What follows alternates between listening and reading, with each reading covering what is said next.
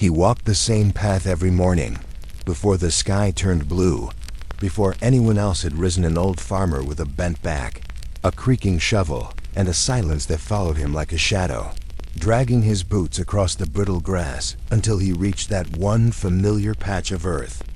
The place he had chosen, the ground he had marked not with stone or sign, but with memory. And there, with hands worn by years and dirt under his nails that never seemed to wash away, he would begin to dig slow, steady, deep, never in a rush. Never careless, always exact, as if each shovel of dirt was part of a conversation only he could hear, a rhythm older than speech, older than grief, a rhythm that seemed to rise from the soil itself.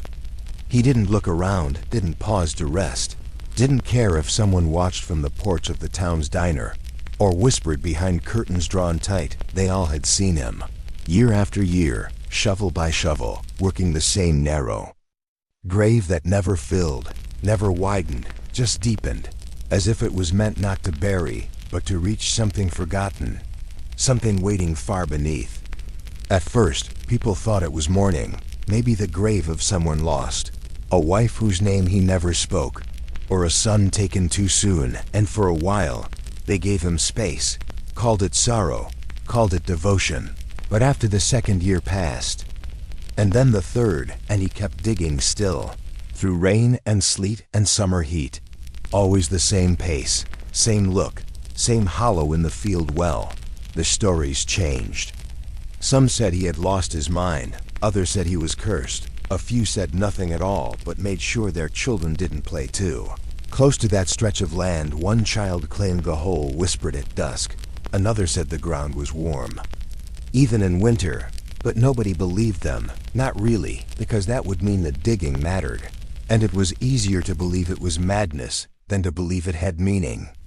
Even the sheriff once went out there, stood a while in the mist, watched the farmer dig without a word, then tipped his hat and walked away. "He's not hurting anyone," he said later. "Let him be." But the truth is, even those who didn't understand it began to respect it, because there was something about a man who did the same thing every day, no matter what. Something steady and unshakable. Something you couldn't laugh at once you saw it in person. And so the grave stayed open and waiting, and the farmer dug, and the town watched. And in time they stopped asking why, because the question no longer felt important. It was just who he was now. The man who dug, who never stopped, who never filled the grave. Because maybe it wasn't meant to be filled at all. Maybe it was a memory made visible, a promise to the earth, or a silence too deep to be spoken. And maybe, just maybe, the dirt remembered something the rest of them had all forgotten. They asked him more than once in soft tones, in passing jokes, in cautious curiosity that tried not to offend, why he kept digging that same patch of earth, day after day, year after year.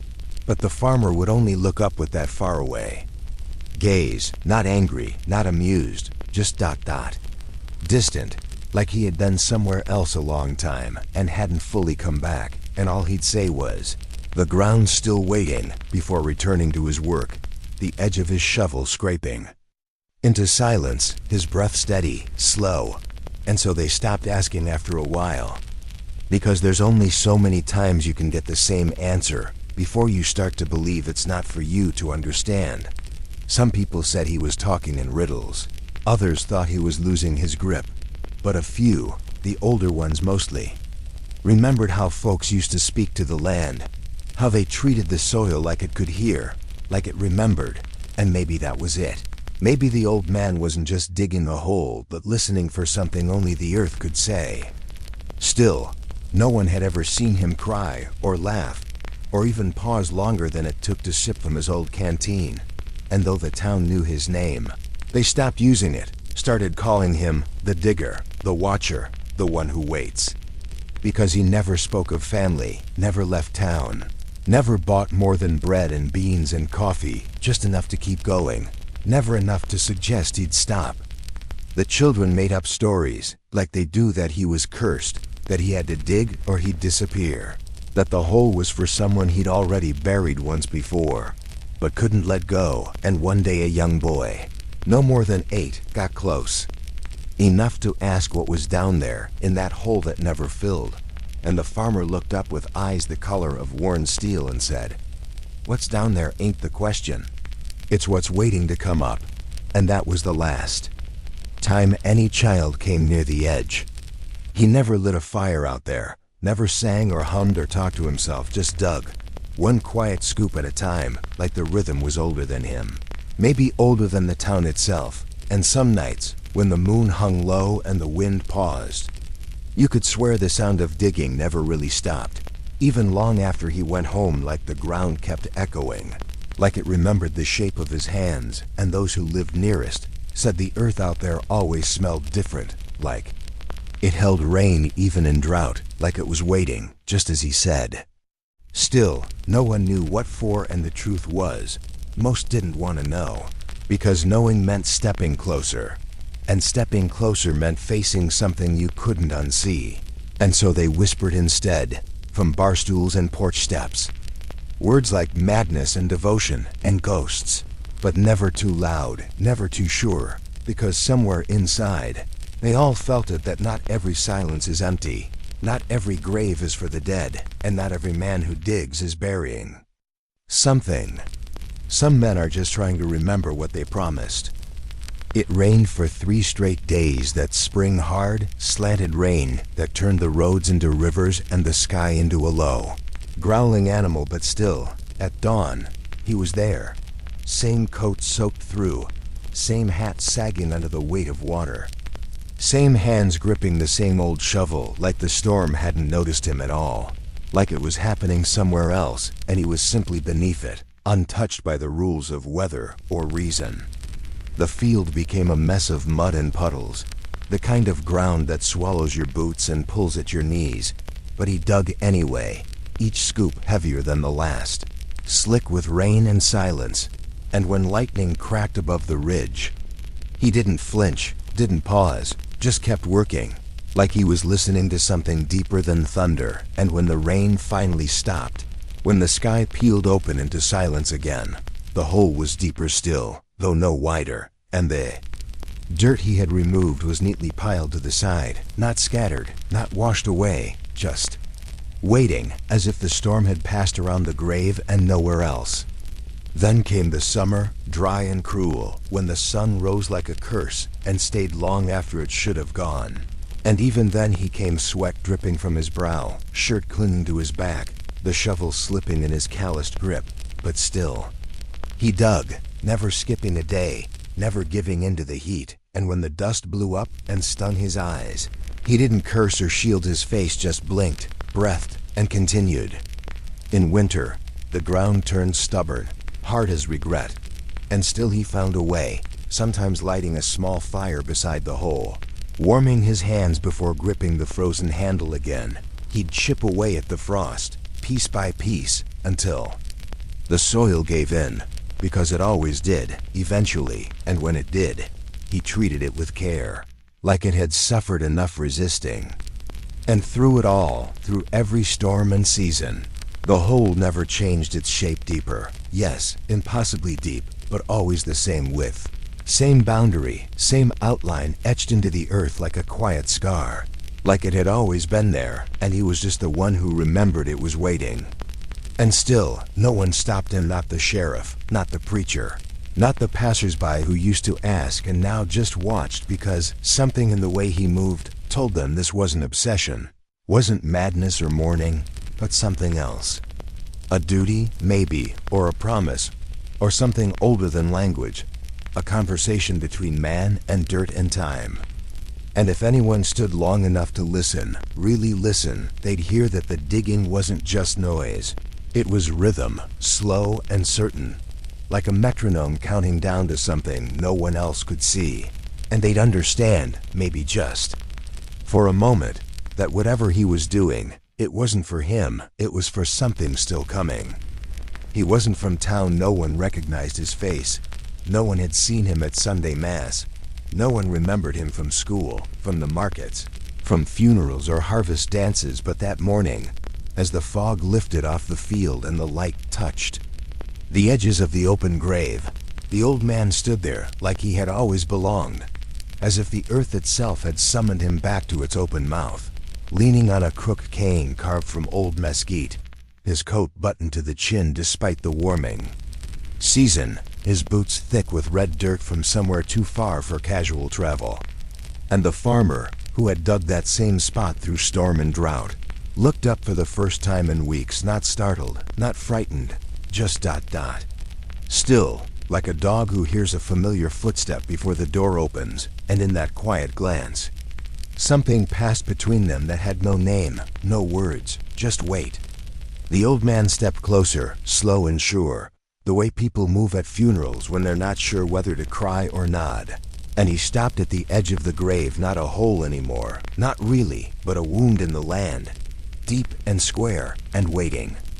And he looked down into it, like looking into a mirror of something long buried, and said, voice like wind through brittle leaves, "This is mine." He didn't weep, didn't explain, just said it as fact, like naming the sky or admitting your last breath is near. And the farmer, who had never stopped digging, didn't ask who he was, didn't ask why now, didn't ask what made him come. Because in that moment, none of those questions mattered. The shovel stilled, the air thickened, the birds fell silent, and the earth, though it didn't move, felt like it had turned to face them both. They stood like that for a long time, too. Silhouettes against the emptiness, neither belonging to the present nor the past.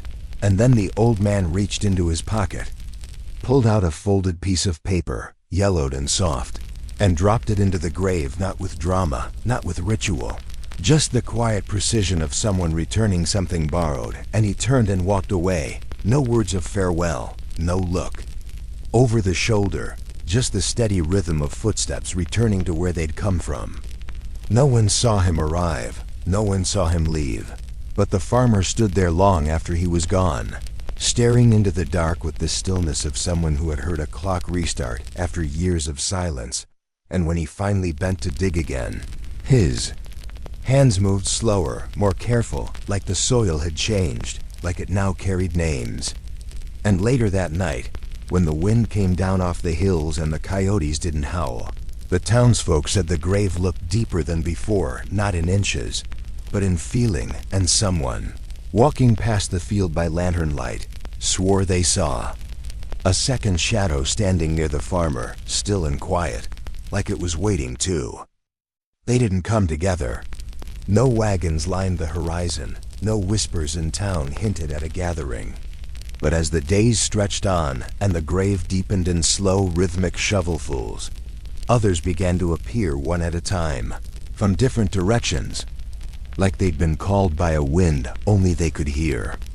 The second man arrived with a limp, his right foot dragging slightly in the dust, wearing a hat too wide for his face and a suit faded by sun, the kind worn to funerals decades ago and then folded away. He didn't speak when he arrived, just touched the brim of his hat, nodded once at the farmer, and stared into the open earth like it was a photograph from a life he couldn't quite place. The third came 3 mornings later, riding a mule so tired its breath sounded like prayer. He was taller, leaner, with eyes that never blinked and hands that shook only when still. He dismounted, tied the reins to a fence post, and stood in silence, arms crossed, mouth drawn into a tight line, as if remembering something bitter. The fourth was already at the grave when the farmer arrived, no footprints in the dirt, no signs of arrival. Just there, waiting, with a wooden rosary looped twice around his wrist and a crumpled letter sticking out of his shirt pocket. He didn't look up, didn't move, just stood like a statue carved from guilt and time. The fifth came in the rain, soaked to the bone, coat dragging behind him like a second shadow. He smiled, not kindly, but knowingly, as though he'd reached the place he was always meant to return to. He didn't speak to the farmer, didn't need to. They shared a glance that carried the weight of unspoken truth. And then the sixth, the last, came just before dawn, breath fogging in the morning chill, carrying nothing but an old photograph in his hand. He stopped at the edge of the field, looked at the photo, then at the grave, and finally at the farmer. I didn't believe it, he said, voice like gravel stirred by wind. Until I got here. The farmer didn't respond. He never did. But he stopped digging just long enough to meet the old man's gaze, to recognize in those tired eyes the same thing he saw in the others. A knowing. A memory. A quiet, creeping inevitability. None of them stayed long. They didn't talk among themselves. They didn't ask questions. They simply came, one after the other, as if following some forgotten route mapped in dreams and regret, stood by the grave for a time, then turned and walked back into whatever shadows they had come from. And each time one left, the air around the field grew thicker, the silence more pronounced, the soil heavier beneath the shovel, as though the land itself was listening, now counting. 6 men, 6 arrivals, all older than the grave, older even than the farmer's grief. And though no one said it out loud, though the town dared not name it, everyone knew something had shifted. The grave was no longer just a grave. It had become a waiting place, a reckoning, a ledger slowly filling with names written not in ink, but in footsteps and breath.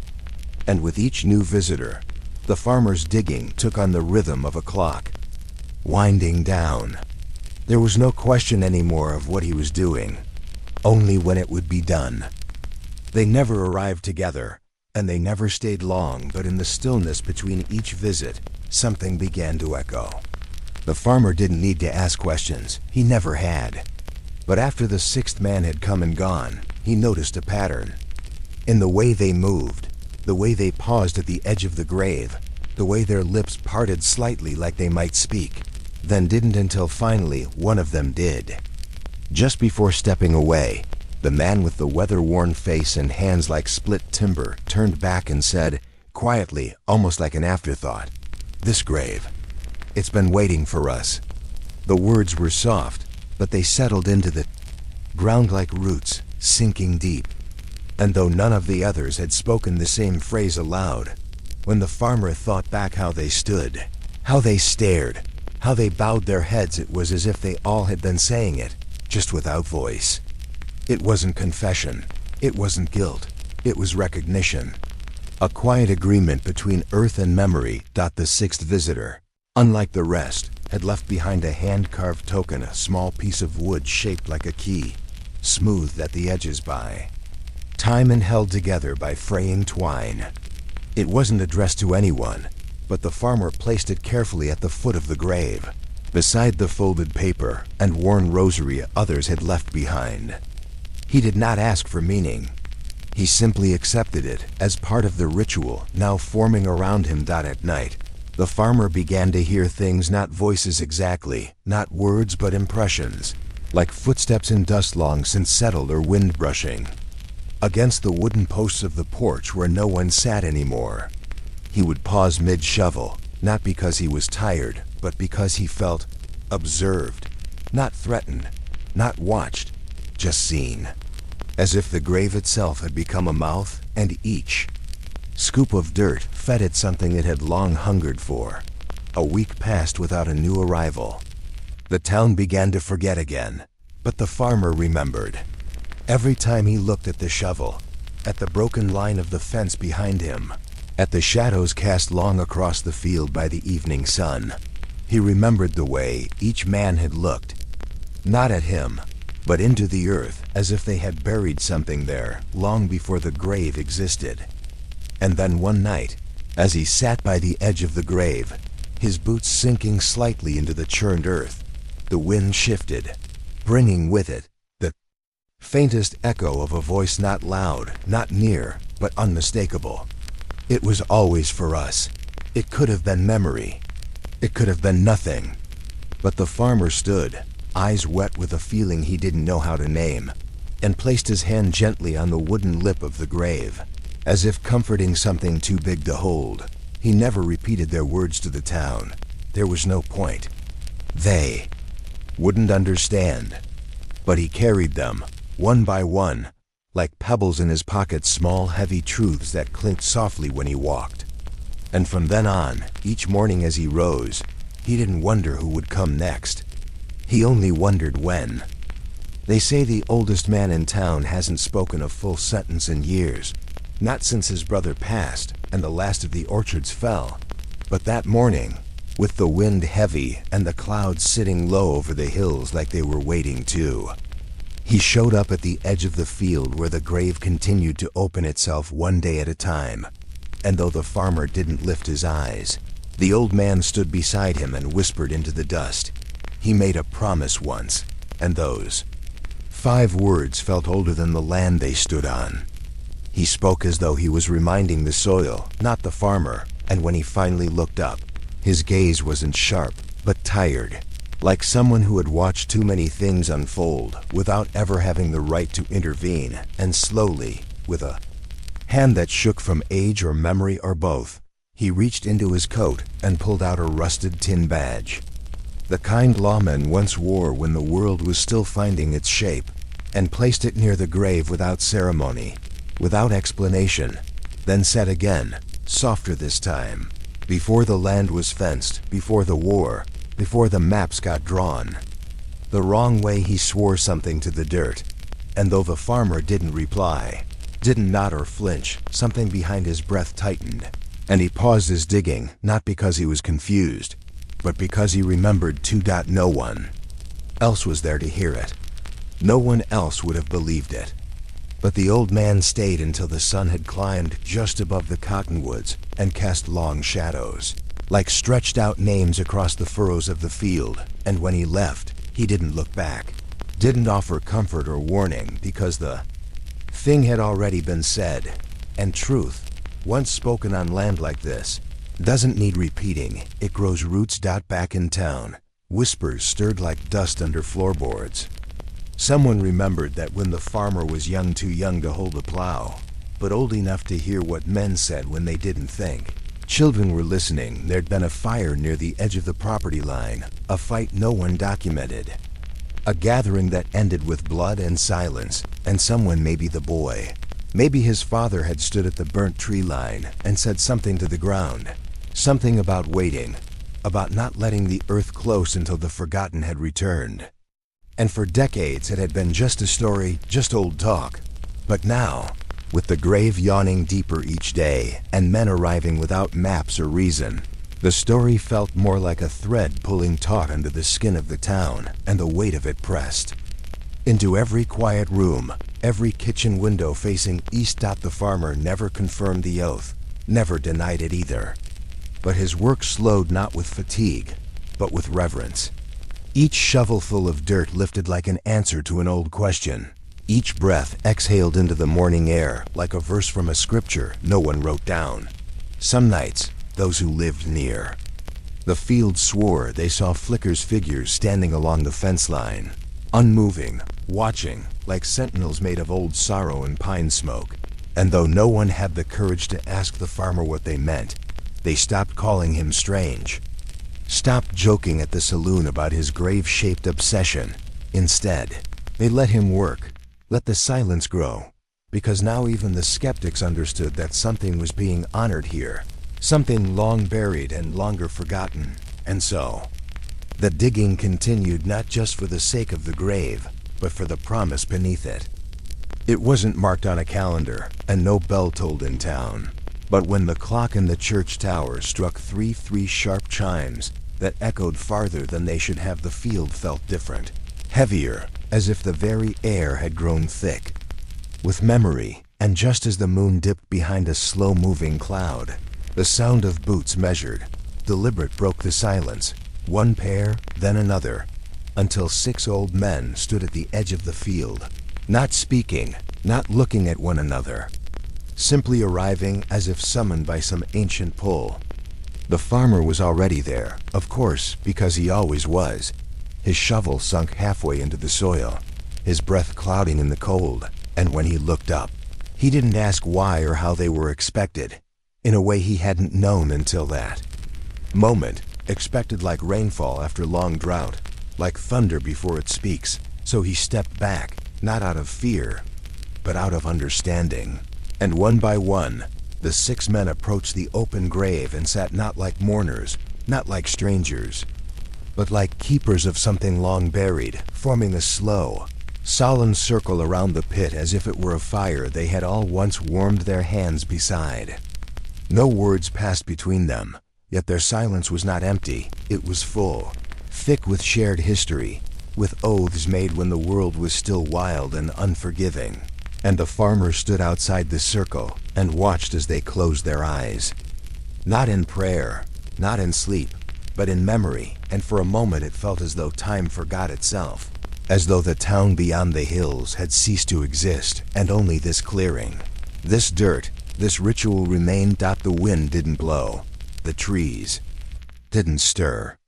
Even the crickets, ever faithful to their midnight songs, held their breath, and the stars above burned a little brighter, or perhaps it was just that the shadows had grown deeper, pressing against the edge of the gathering like curious children.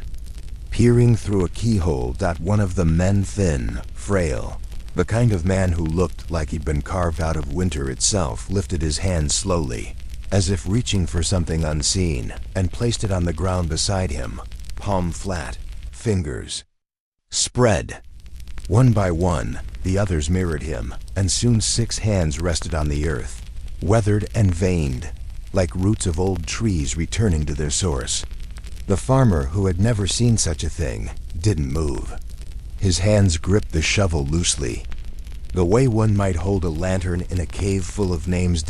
And then, without cue or command, all 6 men began to hum not a song, not even a melody, just sound low and steady. The kind of sound that sits in your chest and makes your bones remember things you never lived. And in that hum there was age, there was grief, and there was peace, not forgiveness, but something older, something earned. They sat like that for a long time. Maybe an hour, maybe longer. The farmer lost sense of it. The sky shifted. The stars wheeled overhead like slow-turning gears, and when the first orange thread of dawn cut the horizon, the hum ceased, and the men opened their eyes together, as if guided by some unseen clock, and stood. They did not speak. They did not look at the farmer. They simply nodded once, each to the grave, and then to the rising sun, before walking back the way they came, into the fog, into the past, into whatever shadow had lent them back for a while. And when they were gone, the farmer looked down into the grave and saw that nothing had changed, and yet everything had. The dirt was the same, the depth untouched, but it felt full now, as though their silence had filled it, as though the earth had been fed with something it had long craved, but never dared ask for. He did not dig that morning. He sat and listened, and though there was no sound, the quiet was enough. The morning came like a breath held too long, quiet, silver, slow to rise, and as the first ribbons of light peeled across the frost-glazed field, the farmer stood alone once more at the edge of the grave that had taken most of his life to shape. Though this morning, the weight in the air was different. It wasn't heavier or lighter, just ...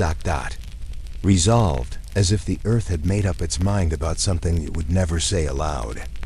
His boots pressed into the brittle crust of soil, and when his hands reached for the shovel, splintered, worn, the wood long darkened by years of weather and sweat. It didn't feel like routine, didn't feel like ritual, it felt like farewell, though he hadn't yet named it that.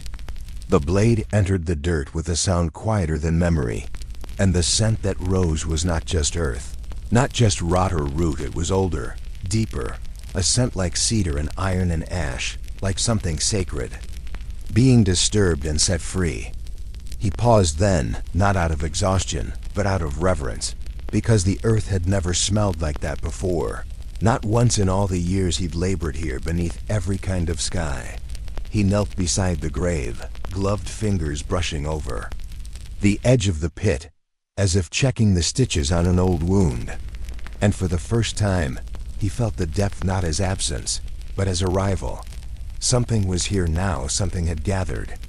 Not visible, not named, but here, pressing gently against the inside of his ribs like a hand reminding him he was still a part of it. The shovel moved again, once, twice, slowly, and then stopped.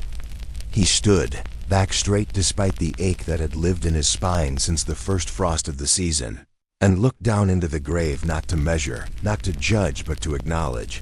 The silence wasn't empty anymore. It was full. Well, after rain, he took off his hat. A gesture not of grief, but of thanks. And in that moment, the wind stirred only once, only briefly, but it carried with it a whisper of the hum he had heard before. During the gathering of the six, that low sound made of old bones and older truths. He didn't hear it in his ears. He felt it in his chest. And it told him what he already knew. The work was done. From the distance, no one watched. No one came. But the town felt it, in the way the dogs didn't bark that morning. In the way the bell above the chapel door swung without a hand to guide it. In the way the light through the diner window seemed softer, like morning remembered. How to arrive gently. He didn't mark the grave, didn't need to. Its shape had been carved into the hearts of those who had stood there, and into the soles of his own boots. It was known. That was enough. He placed the shovel across the opening, not as a barrier, but as a bridge. And then he stepped back, dusted his hands on his trousers, and exhaled the kind of breath a man releases only once in his life when the task is finished, when the promise is kept, when the burden and the purpose finally part ways. He didn't speak. There was no one to speak to, but the earth heard him anyway, and this time it did not ask for more. Morning broke without ceremony, just a slow blooming of pale light across the frost-kissed horizon. And though the town woke as it always did, coffee brewed, windows creaked open, dogs stretched beneath porch beams, something in the air felt slightly off, like a held breath that hadn't quite exhaled. And when the boy from the mill biked past the edge of the field, the shovel was the first thing he noticed gone. Not leaning where it always leaned, not sunk into the soil like a silent sundial, and that absence pulled his gaze to the grave. Still open, wide and patient, unchanged from the day before, as if the earth had paused mid-sentence and refused to finish the thought. The boy dropped his bike without knowing why and crept closer, not out of fear, but out of something more fragile, respect, perhaps, or recognition. And when he reached the lip of the grave, what he saw made his breath stutter in his chest. 6 hats, old and dust-stained, placed with gentle precision along the eastern edge, each one facing inward, each one catching the morning sun as if it were a crown of light on something sacred. No footprints surrounded them. No drag marks, no signs of struggle or celebration. Just the hats. And a note, folded once, weighed down by a smooth river stone, written in a script the boy would later swear matched the farmer's hand exactly, clean, careful, and spare. It read, "The promise is kept." That was all. No name, no date, no goodbye. By noon, the town was buzzing, not with gossip, but with that same quiet reverence that had settled like fog over the grave for months now. People came, slowly, in 2s and 3s, some walking the full mile from town even though their cars worked fine. No one touched the hats. No one dared to step too close. They just stood, hat in hand, head lowered, listening to the wind because, even though it carried no sound, it felt like it might at any moment. Some said the farmer had walked into the woods and never looked back. Others claimed he laid down in the field and the earth swallowed him whole, satisfied at last. One old woman whispered he was the last piece, and nobody asked her what she meant, because somehow it made perfect sense. The grave remained open. Days passed. Then weeks. Rain fell, but the water never pooled. Leaves drifted down, but none stayed. It was as if the grave had its own rules now, its own gravity. A space carved not just in soil, but in memory. And still, the hats remained. 6 stories unspoken, 6 lives acknowledged, 6 ends met. Children would sneak out at dusk and dare one another to run past it. None ever did. On the 5th night, someone left flowers. On the 7th, a candle. By the 10th, someone had placed an old family photograph against the largest hat, a black and white image of a man in uniform, smiling just barely. No one took it. Away, the preacher said nothing from the pulpit that Sunday. But he paused longer than usual before the benediction, and the grave stayed. Even now, seasons later, the grass won't grow where the earth once opened, and travelers passing through feel a strange tug when they near the place like there. Being watched, or welcomed, or warned, they don't stay long, and every so often, on the stillest nights, someone will find a note tucked into the cracks of a porch or slipped under a door. The same message, the same handwriting, the promise is kept. No one knows who leaves them, but everyone knows what it means.